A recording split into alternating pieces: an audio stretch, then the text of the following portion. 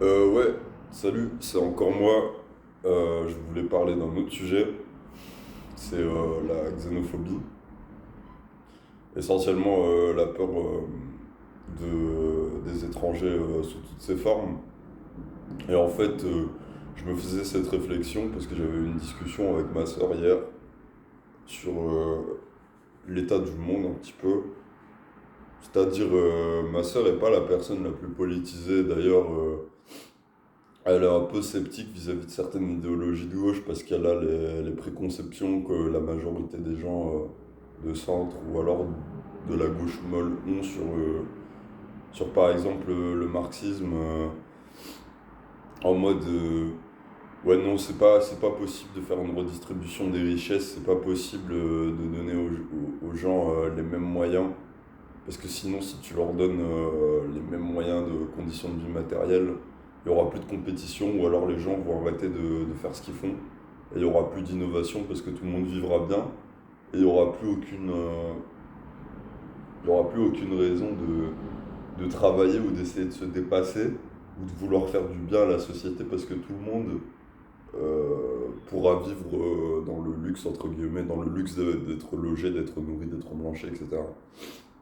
Et moi, à titre personnel, je trouve ce constat terrifiant parce que il me semble que je l'avais dit dans la vidéo précédente, mais tu pars du principe que tu peux pas faire confiance à la nature humaine et que si tout le monde va bien, entre guillemets, bah plus personne va rien foutre et plus personne sera intéressé à l'idée de changer la société pour le mieux. Je dirais que je crois en l'exact opposé de ça, justement, je pense que si l'État était davantage interventionniste, et qu'il y avait une main tendue particulièrement pour les gens qui sont déjà à terre, entre guillemets, euh, histoire de leur donner une vie digne, de quoi manger, ou un endroit où habiter, de quoi survivre les conditions climatiques, etc. De quoi s'émanciper un petit peu à travers la culture, ce genre de choses, un accès à l'éducation. Je pense que les gens justement à qui on donne ce genre de trucs voudront faire quelque chose. Parce que en fait, si on devait parler de manière maslowienne, en fait, tu combles leurs besoins les plus fondamentaux et entre guillemets, tu leur permets de se questionner, de faire preuve d'un petit peu d'introspection sur les besoins plus abstraits, c'est-à-dire les besoins philosophiques, les besoins d'actualisation, les besoins d'occuper une place dans la société et tout. Donc voilà, moi, en bon humaniste, je pense que c'est une bien meilleure chose de partir du principe qu'il faut donner les moyens aux gens, parce que quand tu donnes les moyens aux gens, euh, ils, ils trouvent un truc à faire, ils arrivent à faire un truc, ils arrivent à décider de faire un truc. Mais même cette notion de faire un truc, je pense qu'on peut se permettre quand même de la remettre un peu en doute, parce que ça part du principe aussi que l'être humain est nécessairement quelque chose qui doit s'inscrire dans une logique productiviste, et je ne sais pas si je suis d'accord avec ça. Je pense qu'on a juste le droit de vivre aussi, c'est bien aussi. Et bon, je ne m'y connais pas suffisamment en économie pour savoir si fondamentalement c'est applicable, mais tous les cyniques qui trouvent des raisons pour rationaliser le fait que, grosso merdo, on ne doit pas donner de l'argent aux pauvres, je m'en méfie aussi parce que je pense que de l'argent, en vérité, doit suffisamment y en avoir. Et au-delà même de l'argent, de la matière, donc c'est-à-dire de la matière à donner aux gens, il doit suffisamment y en avoir aussi. C'est juste que les gens veulent pas se bouger le cul pour réformer le système. Et au-delà même de ça, il y a, euh, il y a quand même une espèce de dialectique matérialiste qui rentre en jeu, c'est-à-dire qu'en fait, les tenanciers du pouvoir, c'est pas intéressant. C'est pas intéressant pour les tenanciers du pouvoir de commencer à redistribuer la matière, ou alors donner des modes de production aux prolos là. Parce que, qu'on le veuille ou non, et indépendamment de votre de votre idéologie politique, que vous soyez dans le déni ou que vous l'acceptiez. Le capitalisme est un système politique qui se base sur l'exploitation des gens, plus particulièrement des gens qui sont en bas de l'échelle et qui font les choses les plus essentielles. Et après vient les fonctionnaires, les bullshit jobs qui servent pas à grand chose, mais qu'on rationalise en disant oui, c'est des représentants de l'entreprise, etc. Et après, les fonctionnaires et les bullshit jobs viennent les petits bourgeois, puis après les petits bourgeois viennent les bourgeois. Puis après les bourgeois viennent les oligarques qui, grosso merdo, à peu de choses près, contrôlent le monde économique et prennent les décisions à notre place, vu qu'on est dans une fausse prétention démocratique.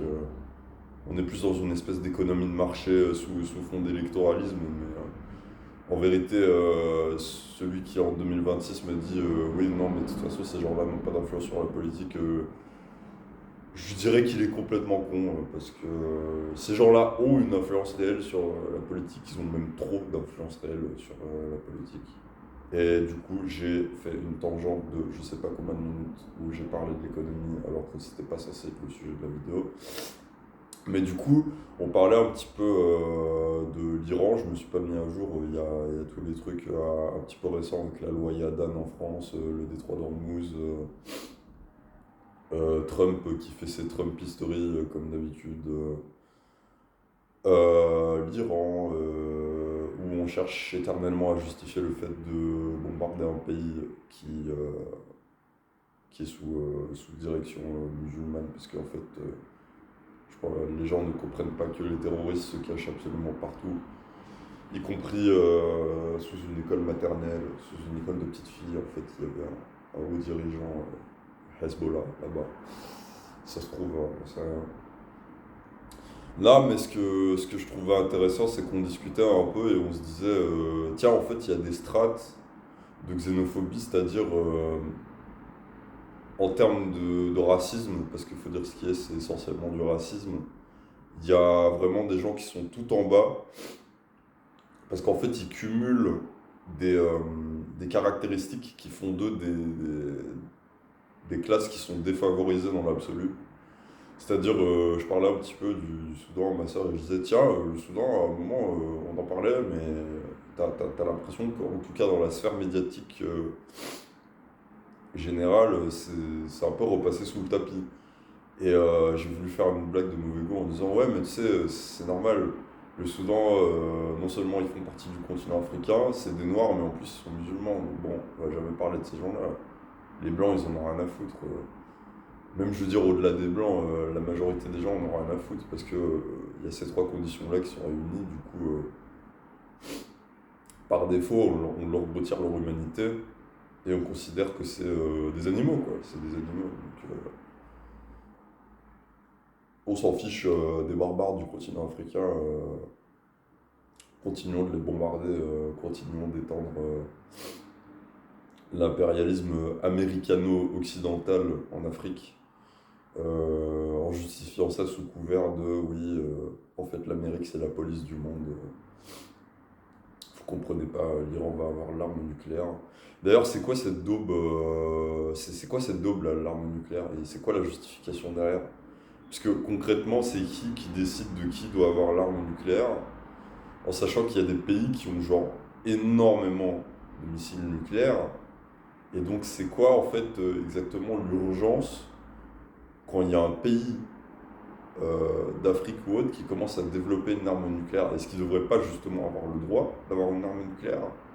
Pourquoi est-ce que c'est dangereux quand c'est eux qui ont l'arme nucléaire? C'est qui a le monopole du nucléaire? C'est qui décide de qui peut avoir l'arme nucléaire?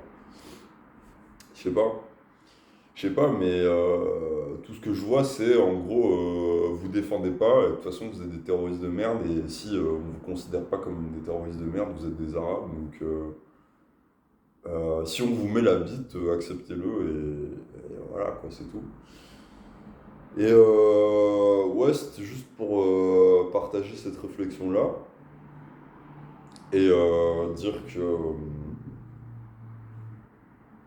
Bah, y a pas vraiment de conclusion parce que je pense pas que ce soit intéressant de faire le gaucho et dire soyez pas raciste, c'est mal. Je pense que tout le monde a conscience intrinsèquement qu'il y a quelque chose de malhonnête dans la façon dont les étrangers sont considérés, même dans le traitement médiatique des étrangers.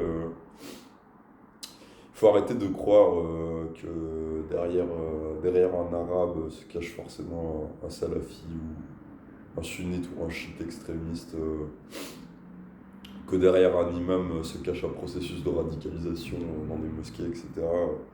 De la même façon que, même si en ce moment l'agenda est pro-Israël, les rabbins ne sont pas tous des ultra-orthodoxes qui veulent le retour du grand Israël, de l'Euphrate jusqu'à je sais pas quoi. Ou même de la même façon que tous les prêtres catholiques ne sont pas des pédophiles. En fait, je crois que progressivement, et sans doute à cause du climat politique actuel, on oublie un petit peu. Il y a comme une perte de nuance généralisée et les gens veulent se sauter dessus. On en oublie l'humanité des gens, on en oublie le fameux droit, par extension le fameux droit international. Et les droitards tombent dans le même panneau, dans la même boucle infernale qui se répète de l'interventionnisme américain. Et je pense qu'il serait temps, même pour vous, alors que très honnêtement, j'ai pas énormément de respect pour vous, les droitards, je suis désolé, j'ai pas de respect pour vous. Je pense que même vous, il est temps un petit peu de vous réveiller et de remettre en question ce qui se passe, parce que même si vous êtes dans un idéal patriotique et nationaliste, mais dans ce cas-là, appliquez un petit peu cet idéal et dites oui, bon, bah, du coup, on va arrêter de s'impliquer dans toutes ces histoires d'Américains, etc. On va s'occuper de notre pays à nous, et voilà. Parce que même ça, vous n'êtes pas capable de le faire.